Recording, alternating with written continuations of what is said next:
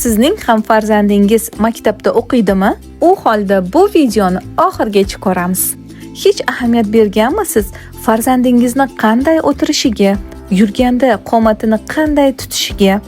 Hozirdagi maktab o'quvchilar oldingiga nisbatan juda ko'p gadjetlardan, ya'ni telefon va kompyuterdan foydalanishmoqda. Natijada esa ularda qad-qomatning buzilishi, yelkani tushirib yurish, o'tirganda yerga qarab o'tirish, ya'ni skolyoz ko'paymoqda.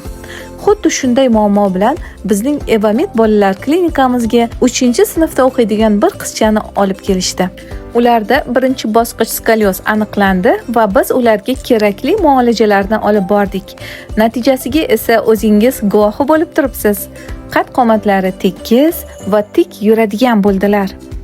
Agarda sizning ham farzandingizda qad-qomatida biror bir o'zgarish sezayotgan bo'lsangiz, albatta bizning Evamid bolalar klinikamizga olib kelishingiz mumkin. Biz sizga xizmat ko'rsatishga doim tayyormiz.